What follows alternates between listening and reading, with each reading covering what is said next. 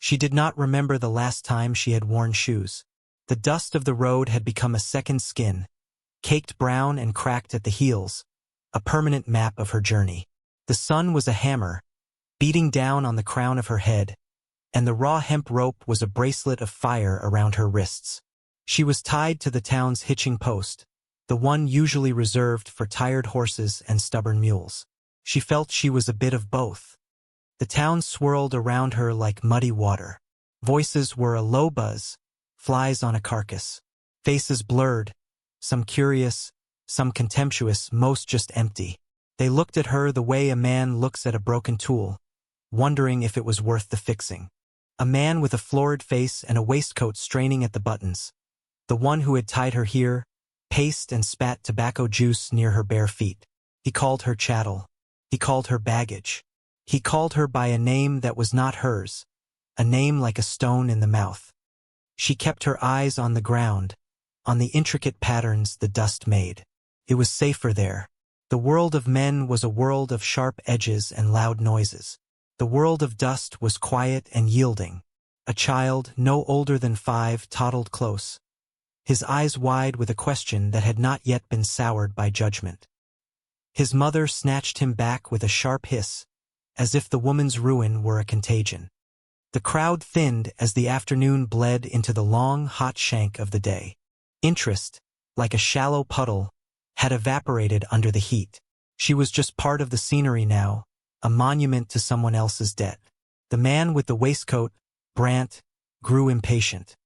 His pronouncements about her worth grew louder, more desperate, ringing hollow in the wide, indifferent street. And then, there was a stillness. A shadow fell over her, longer and cooler than the others. She did not look up. She had learned that looking up invited things. But she could feel a change in the air, a disruption in the rhythm of the town's cruelty. He had been leaning against the far wall of the general store, a figure carved from dust and shadow. Silas had come to town for salt and fence wire, not for a woman tied to a post. He watched for a long time, his face unreadable. He carried whole winters in his eyes, the memory of a frost that had never fully thawed. He saw the frayed hem of her dress, the way her shoulders were braced as if expecting a blow that had already landed years ago, and the quiet dignity in her refusal to meet anyone's gaze. He had posted a notice for a farmhand a month ago. No one had answered. The work was hard and the company was, by all accounts, non-existent. He was a man who lived with ghosts and people could feel it. They stayed away from his land, a place where grief had settled into the soil. Brant was shouting now, his voice raw. $1. $1 for the girl. Strong back. No tongue to speak of. Silas pushed himself off the wall. The movement was slow, deliberate, as if he were measuring the weight of his own bones. He walked across the dusty street, his boots making no sound. He stopped a few feet from Brant, not looking at the man, but at the woman. Her knuckles were white where her hands were clenched, the only sign of the storm inside her. "I'll take her." His voice was low, raspy from disuse, like it came from under floorboards. Brant blinked, surprised. He puffed out his chest. "Finally, a man of sense. That'll be $5. For my trouble." Silas's gaze did not waver from the woman. He reached into his coat, his hand emerging not with a purse, but with a few loose coins. He tossed them into the dust at Brant's feet. They landed with a soft puff. It was not $5. It was not even one. It was the price of a length of rope. An insult. Brant's face turned the color of a blood orange. He opened his mouth to protest, to bellow, but something in Silas's quiet stillness stopped him. It was not a threat of violence. It was the vast, empty landscape in the man's eyes, a place where a loud man like Brant could get lost forever. Silas stepped forward, pulling a small, worn pocketknife from his trousers. He did not touch the woman. He simply reached for the ropes that bound her wrists to the post. The blade was sharp. With 2 quick, clean slices, the hemp fell away.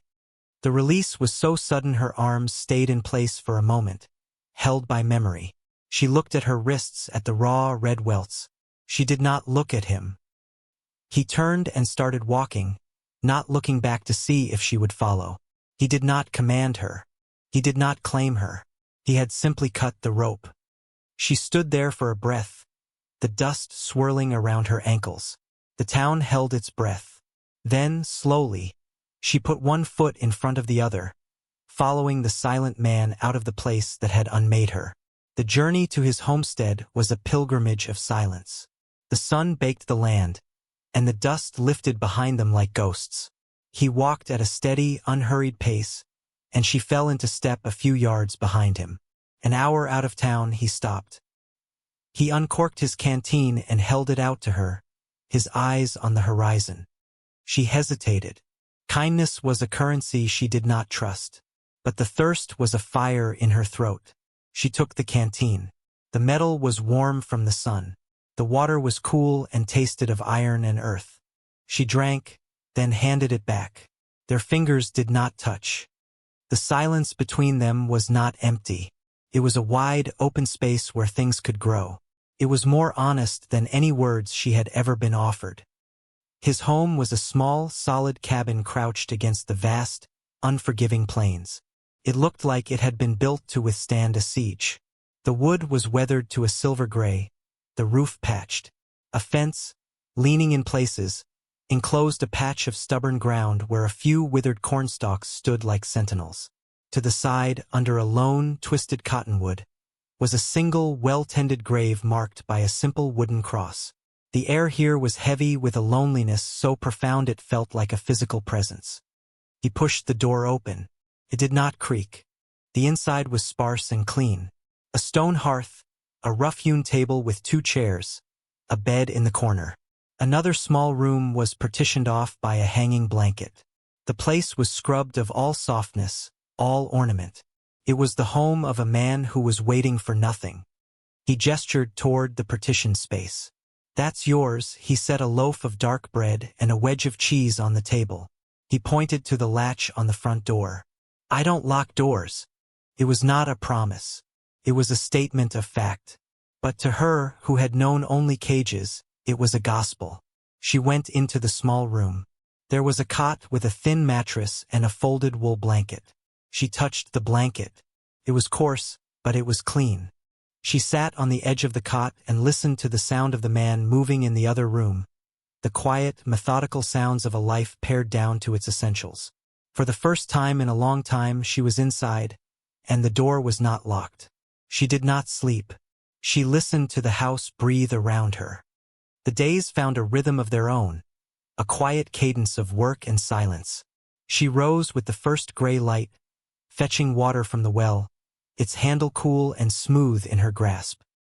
He would already be out, tending to the 2 thin horses in the corral or mending the broken bones of the fence. They did not speak of what she was to do. She simply saw what needed doing, and she did it. She swept the floor of its perpetual film of dust. She learned the quirks of the old wood stove, coaxing it to life each morning.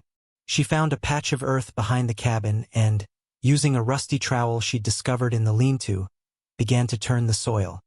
He watched her from a distance. He saw how her hands, at first soft and clumsy, grew calloused and sure. He saw her patch the elbows of his worn shirt with a piece of scrap cloth, her stitches small and neat. One afternoon, he came back from the fields to find a jar of prairie wildflowers on the table. They were little more than weeds, but they were a slash of defiant color in the monochrome world he had built. He said nothing, but he did not throw them out. One morning, she found a pair of worn leather boots by the door to her room. They were too big, but they were solid. She stuffed the toes with rags and wore them. The ground felt different, farther away, safer. He taught her things without words. He showed her how to split wood, not by telling her, but by letting her watch him, the clean, economic swing of the axe, the way he placed the wedge. She learned. Her first few attempts were awkward, the axe glancing off the logs. He didn't criticize. He simply split the next one, and the next until she found the grain. She, in turn, began to change the landscape of his home. The bread she baked was lighter than his dense, hard loaves. He ate a slice one evening, chewing slowly. "That loaf died in vain," he said. gesturing to his own failed attempt cooling on the counter. It was the first time she had seen the corner of his mouth twitch with something that might have been a smile. It was the first time she'd heard his voice hold anything other than flat, weary resolve. She found herself humming sometimes, a tune from a life she could barely remember. The sound was thin in the vast quiet of the cabin, but it was there. He never told her to stop. One day, she walked to the grave under the cottonwood. The wind had loosened the wooden cross. She pressed it back firmly into the earth, pulling the few weeds that grew around its base. She did not know the name on the cross.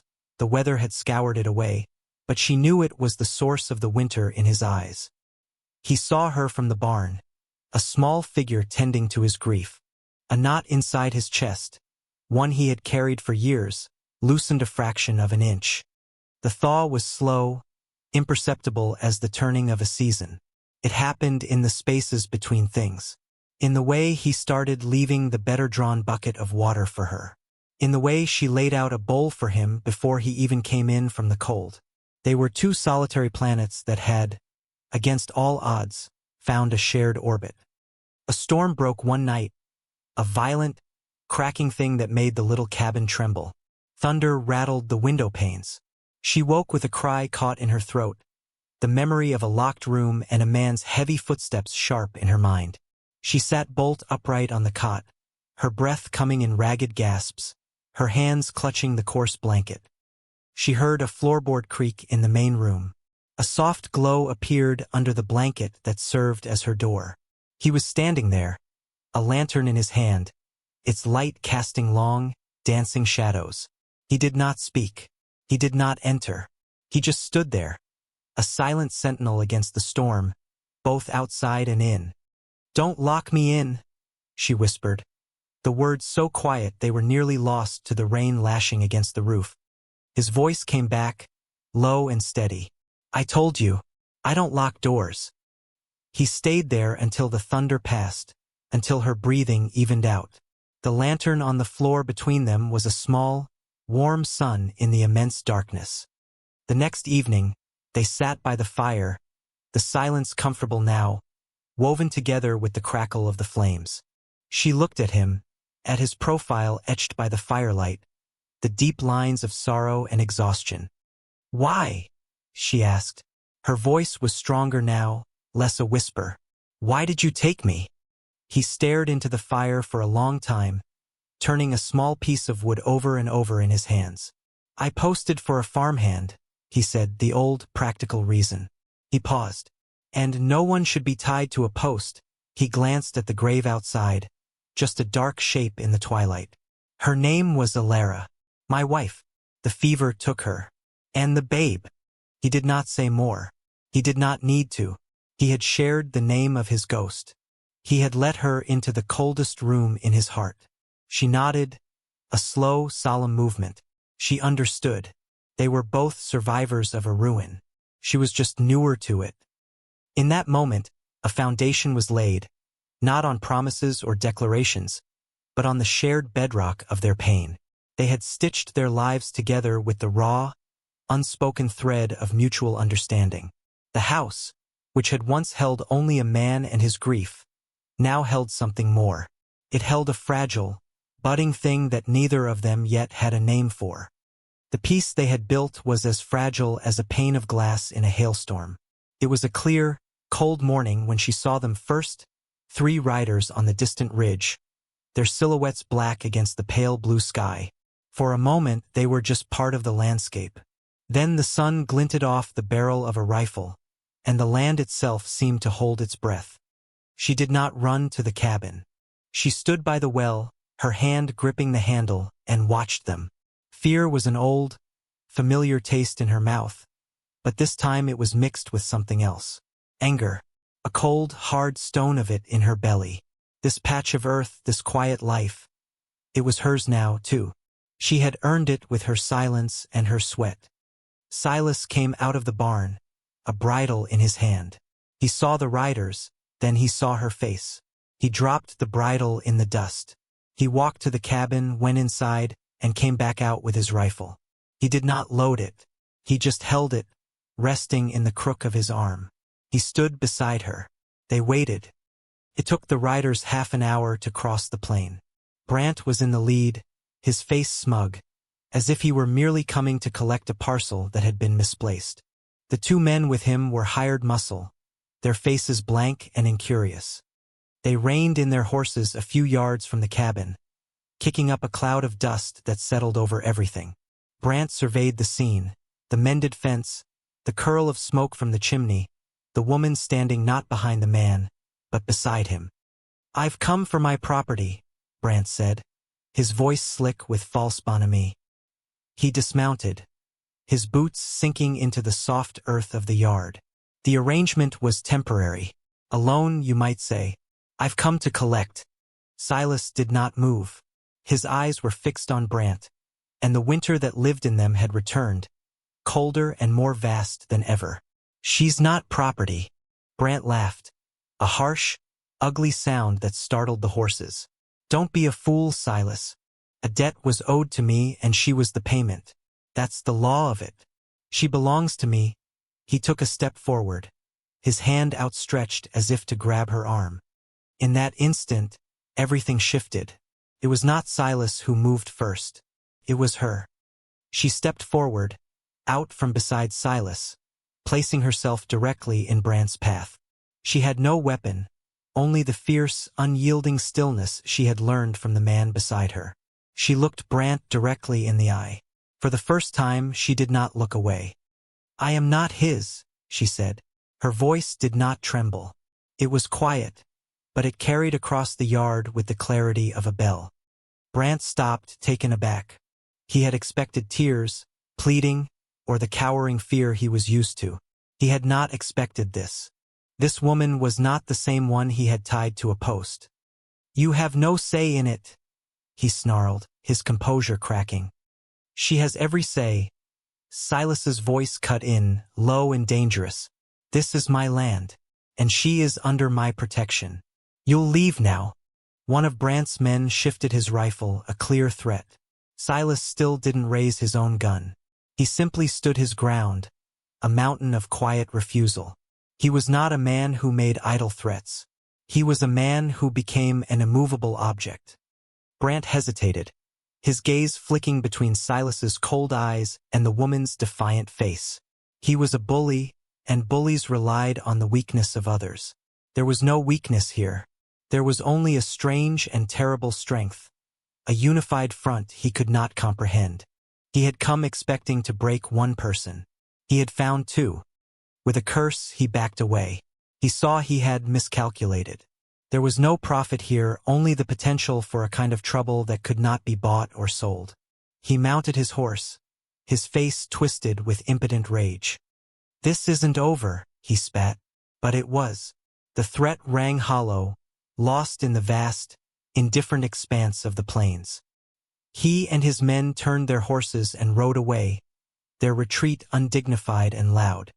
They stood together, Silas and the woman, and watched until the riders were nothing more than specks of dust on the horizon. The rifle in Silas's arm felt heavy. The silence that descended was different from any they had known before. It was not empty, and it was not waiting. It was earned. She let out a breath she hadn't realized she was holding. Her whole body trembled with the aftermath of the confrontation. She felt a hand, large and calloused, briefly touch her shoulder. A fleeting, awkward gesture of comfort. It was gone as quickly as it came, but the warmth of it remained. "I was scared," she said to the dust. "I know," he answered. "You didn't run." That night, the fire in the hearth seemed to burn brighter. The small cabin felt less like a shelter and more like a fortress. Their fortress. They had faced the world together and held their ground. A week later, as they sat on the porch watching the sun bleed across the sky, he turned to her. The light was soft, forgiving. "I never asked," he said, his voice quiet. "Your name." She looked down at her hands, now nested in her lap. They were a stranger's hands, strong and capable. "I don't have one," she said. "Not one that matters." The names she had been called were brands, not gifts. He was silent for a long time, watching the last sliver of sun disappear. "Lena," he said, the name soft in the twilight. "It means light." It was my mother's name. He was not just giving her a name. He was giving her a history, a place to belong. He was telling her she was not chattel, not baggage, not a ghost. She was Lena, light. She tried the name out in the quiet of her own mind. Lena. It felt strange and new, like a well-made shoe on a foot that had only ever known the bare earth. She looked at him, and for the first time she smiled. A real smile, not just a twitch of the lips, but something that reached her eyes and lit them from within. The next day, he found her behind the barn. A small fire was dwindling to embers, and the air smelled of burnt cloth. In the ashes lay the metal buttons from the ragged dress she had arrived in. She had burned the last remnant of the woman who was tied to a post. Together, they went to Alara's grave. He carried a small sapling he had found growing by the creek. She carried a bucket of water. They dug a hole beside the weathered cross. Not to replace what was lost, but to add to it. They planted the tree, a promise of new life reaching for the sun. The house began to change. A curtain, fashioned from a clean flour sack, appeared in the window. A shelf he built held not only tins and jars, but also a smooth stone she'd found, a bird's feather, a dried flower. The house started to breathe again, its lungs filling with the small, quiet signs of a life being lived, not just endured. Their love story was not one of passionate declarations or stolen kisses in the moonlight. It was a story told in 1,000 silent gestures. It was in the way he brought her a cup of coffee in the morning just the way she liked it. It was in the way she mended his coat, her stitches a map of her care. It was in the shared silence on the porch, watching the stars come out one by one, two solitary souls who had found their constellation in each other. It was a love built not on what was said, but on what was understood. They sat together, side by side, two halves of a whole, watching the land that had nearly broken them become the home that had saved them both. The house was no longer hollow. It was full. This story, it isn't just about a rescue. It isn't about a strong man saving a damsel. That's too easy a tale, and the truth is rarely easy. It's a story about naming things. A man who had only a name for his grief found a reason to learn another. A woman who had been called everything but human was finally given a name that meant light. We all have those empty spaces inside us, those silent, dusty rooms haunted by a past we can't shake. We wait, thinking we need a grand gesture, a loud pronouncement to save us. But salvation often arrives quietly on tired feet. It shows up looking like work to be done, like a fence to be mended, like a silent meal shared across a rough-hewn table. So here is your naming. That strength you think you've lost? It's not gone. It's just quiet. That hope you think is dead? It's just sleeping, waiting for a little kindness to wake it up. Look for the small, unspoken gestures. The offered canteen. The door left unlocked. The person who stands beside you when the world comes to claim you.